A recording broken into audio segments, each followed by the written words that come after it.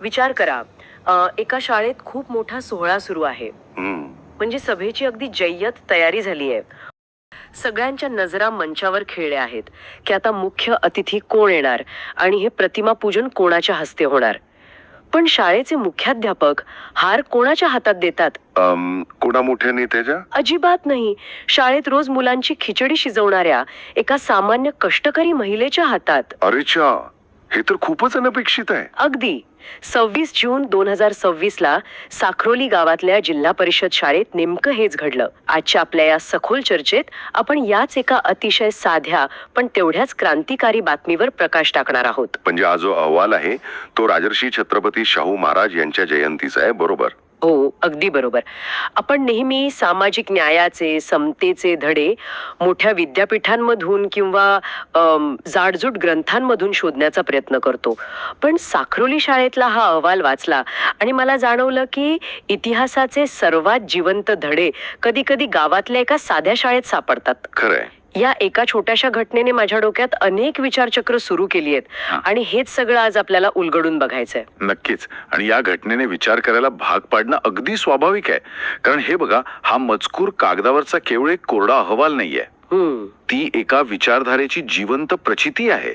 म्हणजे राजर्षी शाहू महाराजांनी 100 वर्षांहून अधिक काळापूर्वी जे विचार पेरले, जो सामाजिक न्यायाचा लढा उभारला, तो नुसता पुस्तकांपुरता मर्यादित राहिलेला नाही. अगदी बरोबर. साखरोलीच्या शाळेत जे घडलं तो या गोष्टीचा अत्यंत भक्कम पुरावा आहे की महापुरुषांचे विचार तळागाळापर्यंत पोचले आहेत. आपण जेव्हा इतिहासाचा अभ्यास करतो ना, तेव्हा आपल्याला फक्त सनावळ्या, कायदे आणि चळवळी दिसतात. हो, ते थोडं रटाळ वाटू शकतं कधी कधी. पण तोच इतिहास जेव्हा वर्तमानातल्या एखाद्या शाळेतल्या स्वयंपाकी महिलेच्या हातून पूजला जातो तेव्हा तो खऱ्या अर्थाने जिवंत होतो. आणि मला इथेच थोडं थांबून या कृतीवर बोलायचं आहे. सभेची अध्यक्षता शाळेचे मुख्याध्यापक डॉक्टर राजेश पवार करत होते. मगाशी मी जे चित्र उभं केलं त्याप्रमाणे सहसा अशा कार्यक्रमांचा मुख्य काम कुणाकडून तरी प्रतिष्ठित माणसाकडून करून घेतलं जातं. हो, एखादा स्थानिक राजकीय नेता किंवा कुणीतरी मोठा अधिकारी. पण इथे प्रतिमेचे पूजन शाळेतील खिचडी शिजवणाऱ्या नाणी, ज्यांना तिथे स्वयंपाकी म्हटलं जातं, त्यांच्या हस्ते करण्यात आलं. म्हणजे ज्या स्त्रीला कदाचित समाजात खूप वरचं स्थान मानलं जात नाही, जी पडद्यामागे राहून रोज शाळेत राबते, तिला हा मान दिला गेला. हे सगळं वाचताना मला आश्चर्यही वाटलं आणि एक वेगळाच विचार मनात आला. कोणता विचार? मला असं वाटलं की ही कृती स्वतःच शाहू महाराजांच्या विचारधारेला दिलेली सर्वात मोठी मानवंदन आहे. असं तुम्हाला नाही वाटत? हा अत्यंत अचूक आणि संवेदनशील मुद्दा मांडलात तुम्ही. शाहू महाराजांचं संपूर्ण आयुष्य जर आपण पाहिलं तर त्यांनी आपली सत्ता, संपत्ती आणि आयुष्य कोणासाठी वेचलं? समाजातील शोषित घटकांसाठी. अगदी. त्या घटकांसाठी ज्यांना कायम कमी लेखलं गेलं. अस्पृश्य, कष्टकरी आणि शोषित वर्ग यांना मुख्य प्रवाहात आणणं हेच त्यांचं अंतिम ध्येय होतं.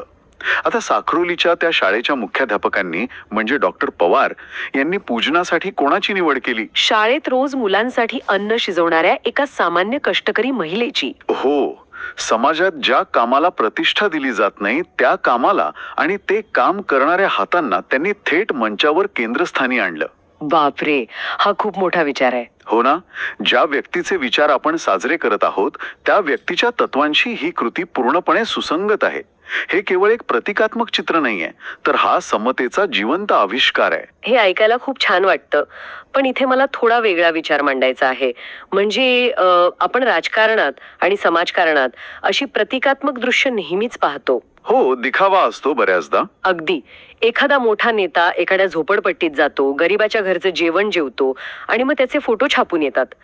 कधी कधी अशा प्रतिकात्मक कृती म्हणजे निव्वळ एक दिखावा असू शकतो. बरोबर आहे तुमचं म्हणणं. साखरोलीच्या शाळेत मुख्याध्यापकांनी नाणींच्या हस्ते हार घातला हे उत्तमच आहे, पण केवळ हार घातल्याने विद्यार्थ्यांपर्यंत शाहू महाराजांचा खरा विचार पोचला का? प्रतिकात्मक कृतीतून पुढे जाऊन त्यांनी तो मूळ विचार मुलांच्या गळी उतरवला का? हा माझा मुख्य प्रश्न आहे. हा प्रश्न खूप महत्वाचा आहे. कारण अनेकदा महापुरुषांच्या जयंत्या या फक्त सोपस्कार म्हणून किंवा सुट्टीचा दिवस म्हणून साजऱ्या केल्या जातात. हो, दुर्दैवाने तेच जास्त घडतं. पण साक्रोली शाळेच्या बाबतीत ही कृती केवळ एक दिखावा नव्हती. मुख्याध्यापक डॉक्टर राजेश पवार यांनी नुसती प्रतिकात्मकता जपली नाही, तर त्यांनी प्रत्यक्ष भाषणातून आणि संवादातून तो विचार मुलांपर्यंत पोहोचवला.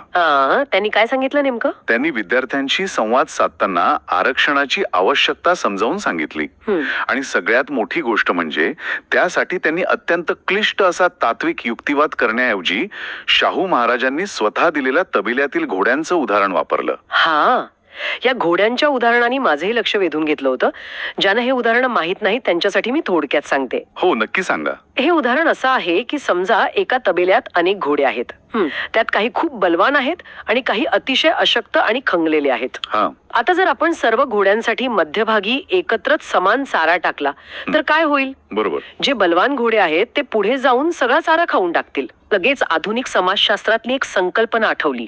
कोणती? इक्विटी. हो, हे अगदी समानता, ज्याला आपण इंग्रजीत इक्वालिटी म्हणतो, आणि न्याय्य वागणूक, ज्याला इक्विटी म्हणतो, यातील फरकासारखा आहे.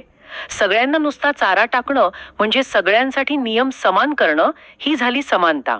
अगदी बरोबर. पण अशक्त घोड्याला तो चारा प्रत्यक्ष खाता यावा यासाठी त्याच्यापर्यंत चारा पोचवण्याची वेगळी सोय करणं, हा झाला खरा न्याय. आणि हीच शाहू महाराजांची दूरदृष्टी होती. बघा, आरक्षण हा आपल्या समाजातला एक अत्यंत गुंतागुंतीचा आणि संवेदनशील विषय मानला जातो. हो, खूप वाद होतात यावर. मोठ्या मोठ्या चर्चासत्रांमध्ये, टीव्हीवरील डिबेट्समध्ये यावर तासांतास वादविवाद होतात.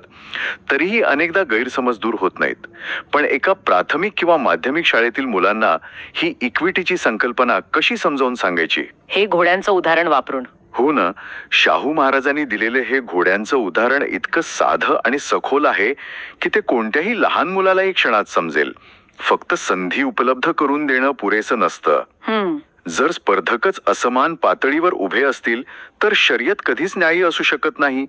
समाजातील जे दुर्बल घटक शेकडो वर्ष शिक्षणापासून आणि सत्यापासून वंचित होते, त्यांना इतर प्रगत घटकांच्या बरोबरीने आणण्यासाठी नुसता समान चारा टाकून चालणार नाही. त्यांना वेगळा चारा द्यावाच लागेल. त्यांच्यासाठी विशेष तरतूद करावीच लागेल. पण इथे एक प्रश्न येतो, जो अनेकदा आरक्षणाचा चर्चेत विचारला जातो. जर आपण अशक्त घोड्यांना वेगळा चारा दिला तर जे बलवान घोडे आहेत ते नाराज होणार नाहीत का? बरोबर आहे. आजच्या काळात आरक्षणाला जो विरोध होतो तो ह्याच बलवान घोड्यांच्या असुरक्षिततेतून येतो ना. त्यांना वाटतं की आमच्या वाटणीचा चारा कमी केला जातोय. शाहू महाराजांच्या काळातही असा विरोध झालाच असेल. मग ह्यावर त्यांचं उत्तर काय होतं? हा अत्यंत कळीचा मुद्दा आहे. आणि म्हणूनच हे उदाहरण फक्त चारा वाटप करण्यापुरतं मर्यादित नाहीये. शाहू महाराजांनी केवळ प्रगत वर्गाच्या ताटातलं काढून अप्रगत वर्गाला दिलं नाही. मग त्यांनी काय केलं? तर त्यांनी नवीन तबेले बांधले. अरे वा, नवीन तबेले. हो, याचा अर्थ असा की त्यांनी केवळ नोकऱ्यांमध्ये आरक्षण दिलं नाही, तर त्यांनी सर्व जाती धर्माच्या विद्यार्थ्यांसाठी वसतिगृहे काढली, नवीन शाळा उघडल्या. अशक्त घोड्यांना ताकदवान बनवण्यासाठी त्यांनी शिक्षणाचे नवीन मार्ग खुले केले. म्हणजे त्यांनी संपूर्ण व्यवस्थेची क्षमताच वाढवली. अगदी बरोबर. जेव्हा तुम्ही समाजाची एकूण क्षमताच वाढवता तेव्हा एका वर्गाची प्रगती दुसऱ्या वर्गाच्या मुळावर येत नाही. साखरोली शाळेतील कार्यक्रमात डॉक्टर पवार यांनी हे उदाहरण देऊन नव्या पिढीच्या मनात आरक्षणामागील मूळ तत्वज्ञान अत्यंत स्पष्टपणे रुजवलं आहे. हे नवीन तबेले मांडण्याचं उदाहरण खरंच डोळे उघडणार आहे. पण या बातमीत पुढे डॉक्टर पवार यांनी शाहू महाराजांच्या आयुष्यातील काही ऐतिहासिक टप्प्यांचाही उल्लेख केला आहे. हो, वेदोक्त प्रकरण आणि माणगावची सभा. हो, तेच. माणगावची सभा, ज्याचा उल्लेख डॉक्टर पवार यांनी शाळेत केला. वेदोक्त प्रकरणानंतर महाराजांनी आपला लढा अधिक व्यापक केला. माणगावची सभा ही 1920 साली झाली होती. ही कोणती साधी सभा नव्हती बर का. ती भारताच्या सामाजिक क्रांतीची नांदी होती. तिथे डॉक्टर बाबासाहेब आंबेडकरही होते. बरोबर. मोरे, एका बाजूला एक प्रस्थापित राजा आणि दुसऱ्या बाजूला अत्यंत तळागाळातून प्रचंड संघर्ष करून वर आलेले उच्च शिक्षित पण समाजाकडून नाकारले गेलेले तरुण डॉक्टर बाबासाहेब आंबेडकर. मी त्या सभेबद्दल असं वाचलं होतं की शाहू महाराजांनी तिथे एक मोठी घोषणा केली होती.